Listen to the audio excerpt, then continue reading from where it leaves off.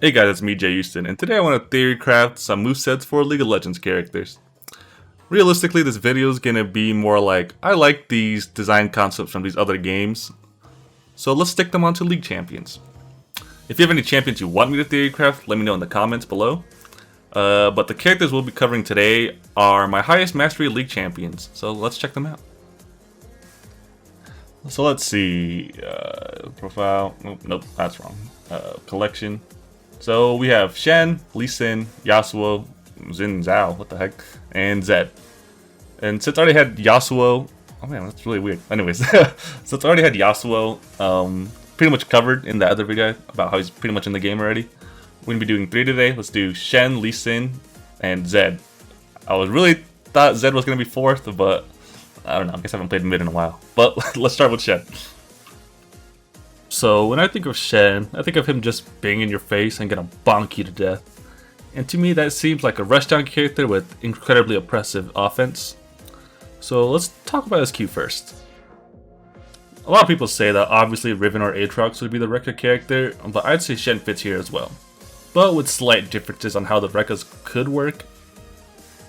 Riven and Aatrox to me seem like they would have mix-up kind of Rekkas, like an Android 17, your Chips, your Iron Fist even, where you have higher low options, while Shen would be more of a standard Rekka where you can stagger or just finish your sequence like a Fei Long or a Yang. Or you could just forego the Rekkas completely and just give Shen big boy normals with the Spirit Sword. A big part of Shen is that he's hard to kill because he has a lot of defensive options with his W and his passive. Now, there's a lot of ways to incorporate defensive options like armor, invincibility, a parry. But the way I would incorporate it would be an advancing stance. This mechanic I'm stealing from Geralt from Soul Calibur 6 because I just think it's really cool, to be honest. Even though it's kind of useless, no one really used it. But it's cool. This stance only has armor at limited times, so I think it would actually take a lot more skill to use than just throwing it out there. And as I said earlier, no one really used this move in Soul Calibur anyway, so it probably wouldn't be that great in the 2D setting either. Now to address Shen's core identity, according to Riot, his E and his ult. The character I love in Under Night is Seth, and he also has this Shadow Dash move. But the way it works in Under Night is that it only hits the enemy if the enemy is in hit stun. So you pretty much only use it in combos, and it looks really flashy and cool.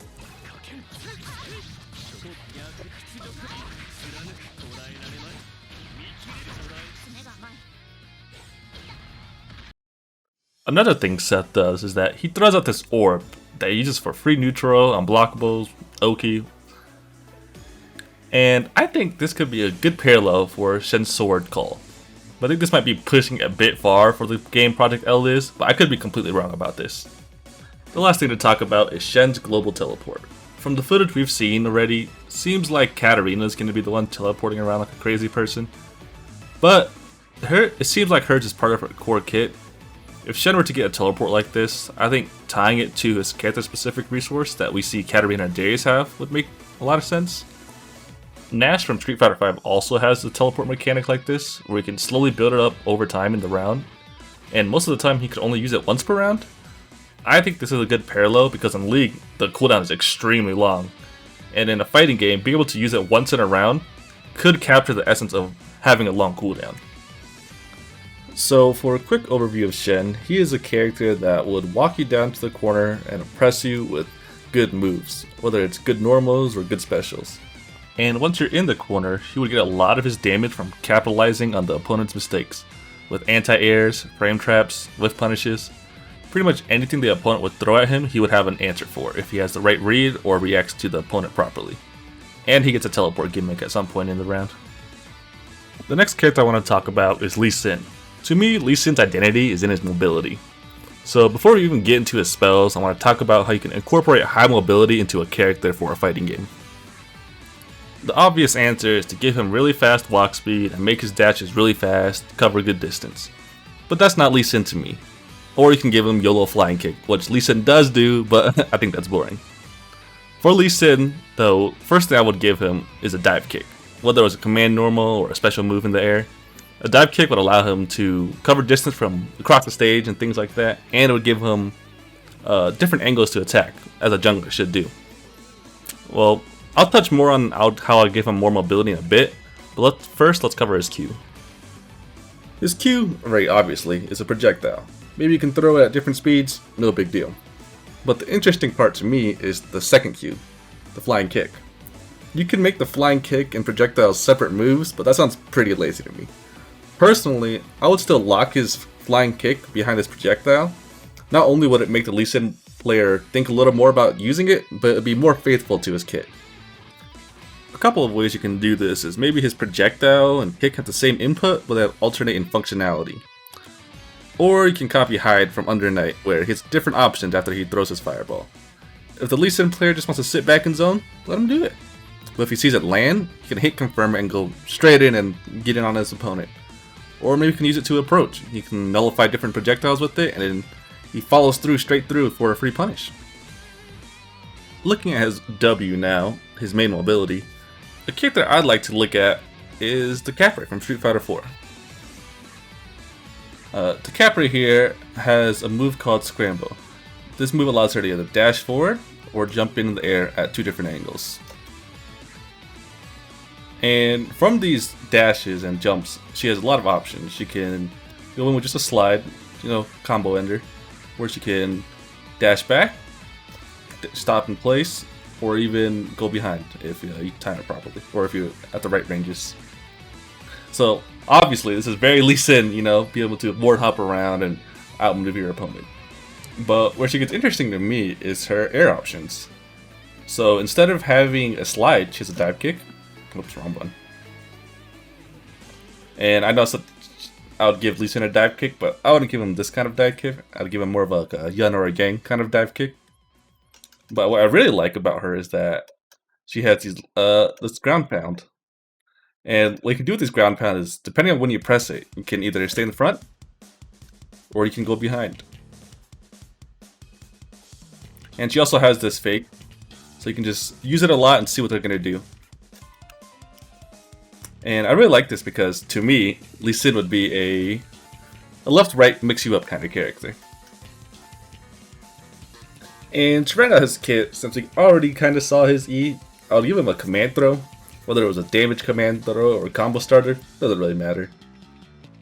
For his ult, personally, I see it as a Ryu donkey kick that wall bounces for more combo opportunities. That's really about it. So that's pretty much Lee Sin in a nutshell. He'll use his mobility to get in, and then he'll mix you up with said mobility with left rights. And if that fails, he'd also have a command throw for you to worry about. For the past 2 characters, I was trying to translate league spells to a fighting game. But now for Zed, I want to show you a character that, in my opinion, is a great representation of how Zed would work in a fighting game. We all know how Zed works. Teleport around, throw shadows, throw shuriken. But the way you incorporate shadows into the fighting game is really interesting. So let's take a look at Hibiki from BlazBlue. Hibiki here is a rushdown character with pretty stubby normals. So he's always going to try to be in your face. And that's the way I think Zed would play as well. While he doesn't have a traditional projectile like Zed Shuriken would be, he does have this shadow here. You could just throw it out there, or you could throw it in the air and throw it from a different angle. But what's cool about these shadows is that if you hold forward while throwing it, you actually become the projectile instead. So this kind of emulates Zed's shadow swaps. He also has this low shadow here. It's cool, not that useful. You'll see it once in a while. And in addition to that, he has this overhead and low shadow projectile, where one goes high and one goes low, and the opponent pretty much has to guess which one it is. And if you really want to be tricky about it, you can just stay in place. Hibiki also has this Dragon Punch here. Pretty much it sets E. Really short range, but it's invincible. Also, recovery is atrocious on it. Zed's section was a lot shorter than the other 2 because, well, I felt there's a character that already encapsulates Zed already in Hibiki. Things were obviously missing, like a Shuriken and ult. If you want my opinion on those 2, I would make his Shuriken a fast, low durability projectile like a Buki's Kunai's. And for his ult, I think it would best fit in a cinematic super of some kind. So this is my first time doing a video like this. A lot more work than I thought. Freaking sun went down. But if you enjoyed the video, consider subscribing. And once again, if you have a character you want me to cover, let me know in the comments. I just want to say thanks for watching, and see you in the next one.